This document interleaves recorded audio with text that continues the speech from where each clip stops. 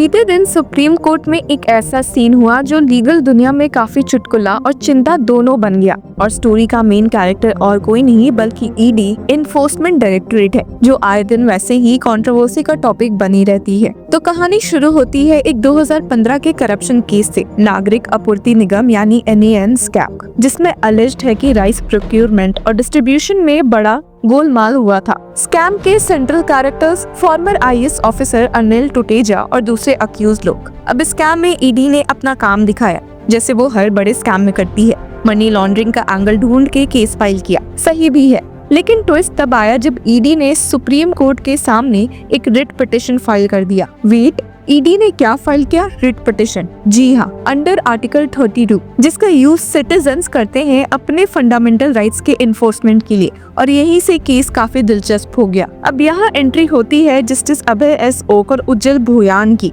जिन्होंने ईडी की ओर से मौजूद ASG SV राजू से सीधा सवाल किया, मिस्टर राजू, ईडी का कौन सा फंडामेंटल राइट वायलेट हो गया जो आप ये पिटिशन लेकर आए हो? और फिर एक आती है epic line from justice Abhay S Oka, in lighter vein we are telling you, if you claim that ED has fundamental rights, you should be worried about fundamental rights of others also। मतलब sarcasm level supreme court certified. आपको बता दी कि जब ED ने supreme court के सामने ये writ file किया था, तो उनका एम था कि NAN स्कैम के प्रेडिकेट ऑफेंस छत्तीसगढ़ से ट्रांसफर हो जाए, क्योंकि उनके अकॉर्डिंग वहाँ फेयर ट्रायल मुश्किल हो रही है। लेकिन कोर्ट का सिंपल लॉजिक था, ईडी कोई आम नागरिक नहीं है। आर्टिकल 32 के अंडर रिट पिटिशन तब फाइल होती है जब आपके फंडामेंटल राइट्स वायलेट हो रहे हो। आप एक इन्वेस्टिगेटिंग एजेंसी हो, आप कैसे ये राइट्स क्लेम कर सकते हो? इसी पर ASG SV राजू ने कहा भी था कि we are worried about the victims not crooks. ये सुनकर जस्टिस अभय S ओक ने स्माइल जरूर किया था, पर उन्होंने वापस से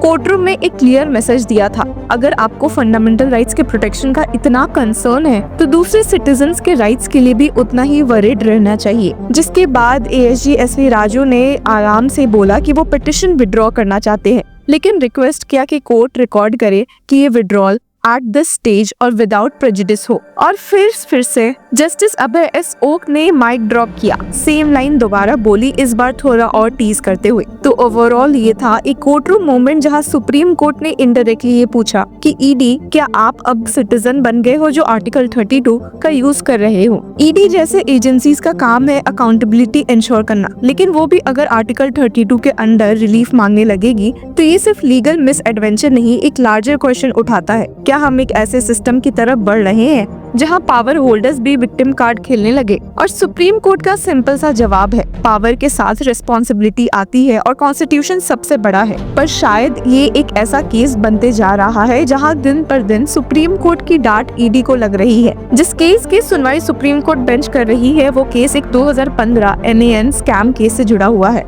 जिसमें farmer IAS officer Anil Tuteja को एंटीसिपेटरी बेल 2020 में मिल चुकी थी। और इसी बेल ऑर्डर को चैलेंज करते हुए ईडी 2024 में सुप्रीम कोर्ट बेंच के सामने दिखी है। पर जैसा कि आप यहाँ सोचने पर मजबूर हो रहे होंगे कि इतने पुराने केस की यहाँ बात क्यों हो रही है, वैसे ही सुप्रीम कोर्ट बेंच भी काफी परेशान दिखी थी जब उन्होंने पाया कि इतने साल बीतने के बावजूद भी ईडी ने इस केस की इन्वेस्टिगेशन कंप्लीट नहीं की है। लास्ट हियरिंग में सुप्रीम कोर्ट बेंच ने ईडी की ओर से मौजूद ASG SV राजू को खूब फटकारा था और कहा था, neither 2019 ECIR has been filed in August 2020 anticipatory bail was granted. What is this going on? You ED have not even filed a complaint under PMLA। जब अनिल टुटेजा के काउंसिल ने कहा कि जब से उन्हें एंटीसिपेटरी बेल मिली है तब से ही ईडी ने इस केस में कोई प्रोग्रेस नहीं किया है, justice Abhay S Oka ASG SV Raju को कहने पर मजबूर हो गए कि वे इस केस में एक एफिडेविट फाइल करें। मामला इंटेंस भी हो गया था जब ASG SV राजू ने यहाँ पर एफिडेविट सबमिट करने से मना कर दिया था।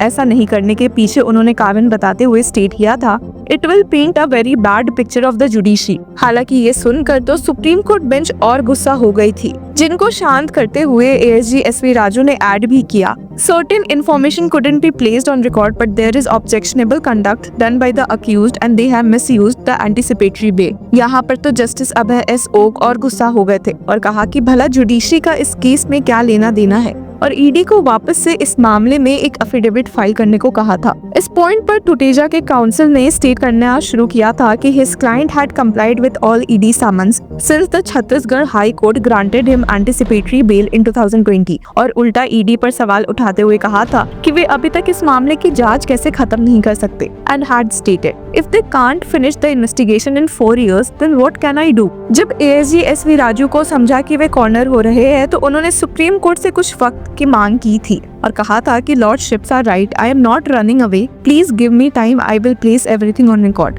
अब जैसा कि हमने बताया है, इस पूरे मामले की शुरुआत हुई है 2015 में छत्तीसगढ़ के एंटी करप्शन ब्यूरो और इकोनॉमिक ऑफिसर्स विंग से, जिन्होंने एफआईआर फाइल की थी अगेंस्ट शिव शंकर भट्ट, अनिल टुटेजा और 26 और लोगों के अगेंस्ट। चार्जेस थे प्रिवेंशन ऑफ करप्शन एक्ट के सेक्शंस और आईपीसी के conspiracy related sections 109, 120B। Accusation ये था कि ये लोग सब स्टैंडर्ड चावल प्रोक्योर करके करोड़ों का नुकसान करवा रहे थे और पैसे कमा रहे थे। अलेजिडली टुटेजा ने रुपीस 1.51 करोड़ और शुक्ला ने रुपीस 2.21 करोड़ की इलीगल अर्निंग्स की थी। 2019 में ईडी ने ECIR रजिस्टर किया मनी लॉन्ड्रिंग का और इन्वेस्टिगेशन शुरू हुई। 2020 में जब ईडी ने समन्स भेजे, टुटेजा और शुक्ला ने एंटीसिपेटरी बेल के लिए हाई कोर्ट का दरवाजा खटखटा दिया था। छत्तीसगढ़ हाई कोर्ट ने बेल भी दे दी थी, कहकर कि कस्टोडियल इंट्रोगेशन की जरूरत नहीं है और डायरेक्ट एविडेंस नहीं है। लेकिन ईडी का कहना कुछ और था। उनका सीरियस एलिगेशन ये है कि छत्तीसगढ़ सरकार के कुछ फंक्शनरीज इंटेंशनली केस को वीकन कर रहे हैं, टुटेजा विटनेसेस को इन्फ्लुएंस कर रहे हैं, एसआईटी भी प्रोसीडिंग्स को स्टॉल करने की कोशिश कर रही है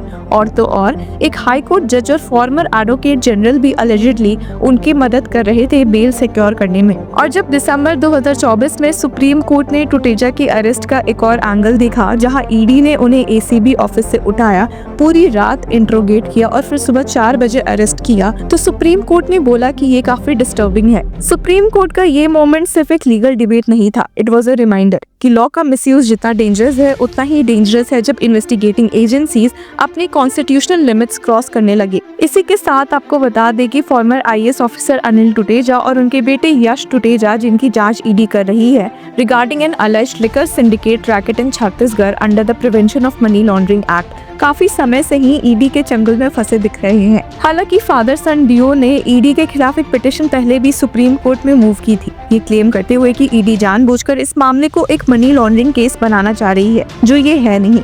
और शॉकिंगली जस्टिस अभय एस ओक और उज्जवल भुयान की बेंच ने इस बात से लास्ट ईयर अग्री किया था और ईडी को फटकारते हुए स्टेट किया था कि if there is no predicate offence there are no proceeds of crime, therefore there can't be money laundering. जिसके साथ ही सुप्रीम कोर्ट बेंच ने फादर सन के खिलाफ फाइल्ड मनी लॉन्ड्रिंग केस को डिसमिस कर दिया था। तो व्यूअर्स, इस केस में आपका क्या मानना है, हमें कमेंट सेक्शन में जरूर बताएं और तब तक के लिए कीप फॉलोइंग लॉ चक्रा।